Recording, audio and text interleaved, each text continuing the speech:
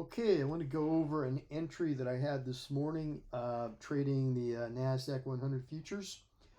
The day kicked off with a powerful first 15 minutes of selling. Very strong selling down from the open, which was at about 25,110. In the first 15 minutes, it went as low as 24,922. So almost 100 points down first 15 minutes. Now, I went ahead when I saw this and I marked a pivot zone on my chart for the next couple candles to see if we could get back up into the retrace this move by 50%. So what I did is I put my high up here. As you can see, this dotted line shows the high of the zone. I'm only showing you the area between 38% and 61 or 62% with 50% in the middle of that.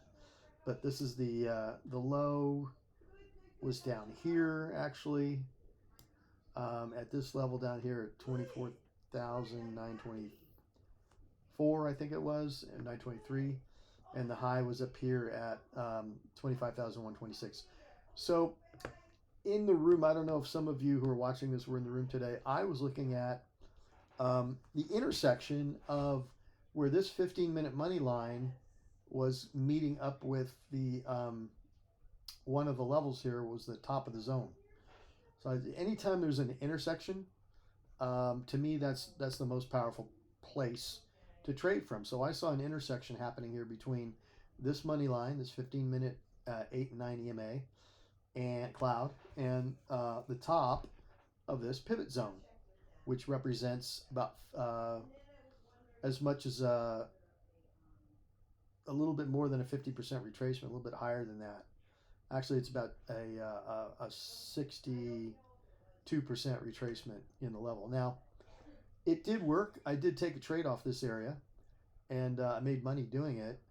But in retrospect, now that I'm looking at it now, sometimes I've played around with changing the bottom of the measurement area from the body of the candle, or sometimes I do the wick of the candle. So they both seem to have their merits in terms of things lining up. In this particular case, we had a little bit more of a lineup with the 50% level, which I really like, of the when we put the bottom of the zone at the bottom of this red candle. Okay, so then the retracements came, two out of the three retracements that came up into this zone came exactly to the 50% level. And that's kind of like where I like to trade from. So if you look here, you can see this lower dark green line is the 50% level, and the line just above it is just the 25,050 level. So as you can see in this particular pivot, the first time it came up into the zone, it kind of tagged that 50% level almost to the tick. And then over here, it tagged it a couple more times to the tick.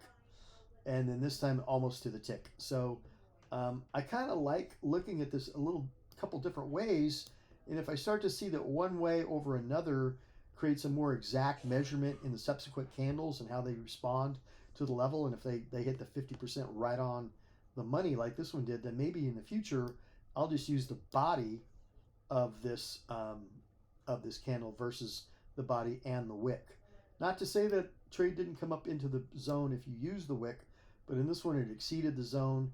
This one it came to the very top of it, and this one exceeded it also. So I kind of like the one that kind of takes it right to the tick, because that tells me that something is happening in terms of the measurement, the precision of the measurement, and that other traders are using body of the candle versus the wick, the lower wick. So that's just an observation to help you get a little bit more precision in your trading. Yeah, but bottom line is, I think the best ones are ones with, if you see this blue money line here, this is a moving average of the 15-minute 8 and 9 EMA. So the lower line is the 8, the upper is the 9, and in between is everything in between. So when you have alignment, say in this example, you have the alignment of the top of it, which is the 20. I'm sorry, is the it's the 9 15-minute 9 lined up with the 50% level, and it's also right below the 25,050, which is not a significant resistance level, but it's something. It's kind of a round number.